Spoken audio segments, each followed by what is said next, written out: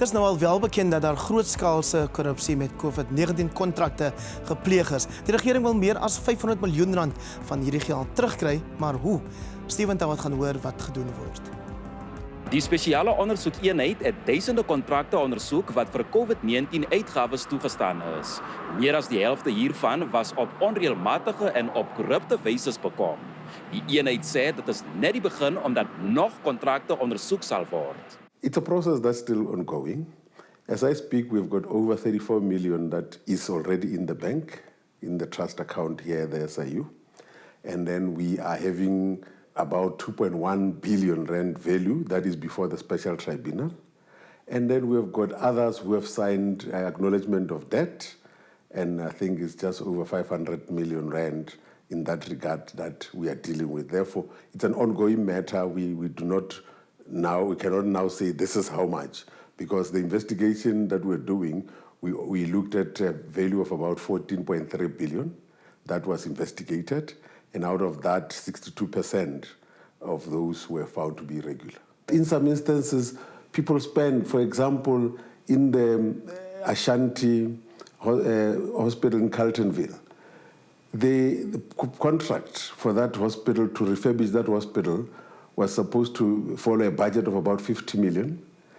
And then when the renovations were done, they had spent over 500 million, and only 8 people ended up sleeping in that hospital. And you just ask yourself, what was going on here? And moreover, the hospital doesn't even belong to government.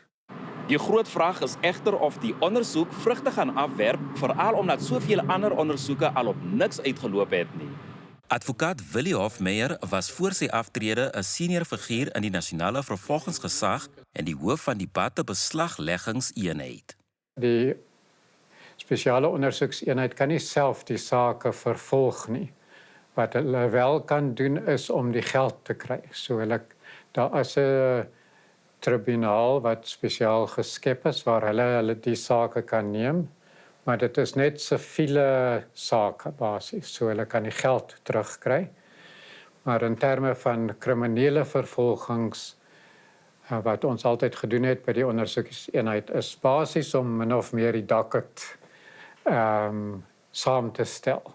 Daardie docket gaan dan na die NPA en hulle is natuurlik die mense wat die finale saak saamstel en besluit hoe hulle gaan vervolg en so aan.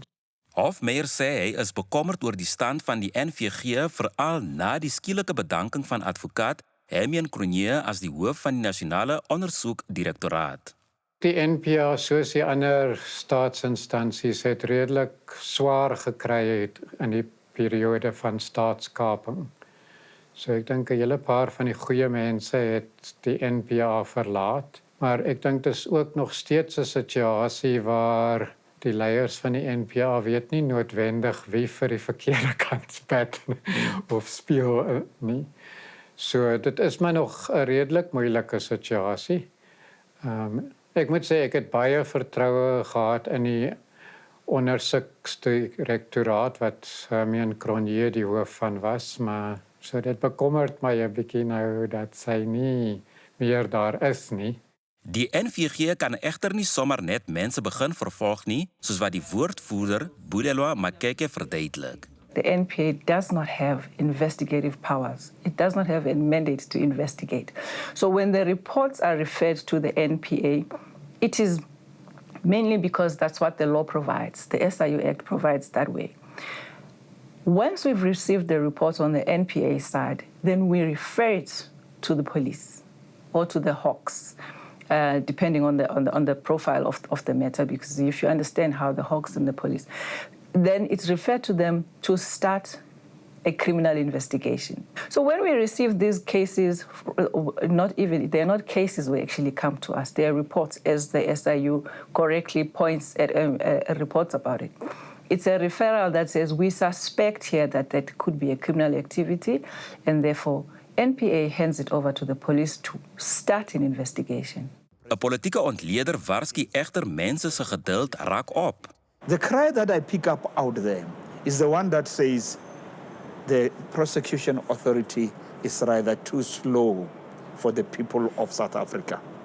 there were great expectations when Madame Batoyi came on board. And I don't want to underestimate the challenges she was faced with and she's still faced with. Among others, right? The hollowed capacity in that institution. The factions, I know it might not sound good, but we know there were and perhaps there are still compromised individuals who work in terms of factions as per the culture within the ANC. That also, I think we have picked up even from her, that she has to wrestle with that.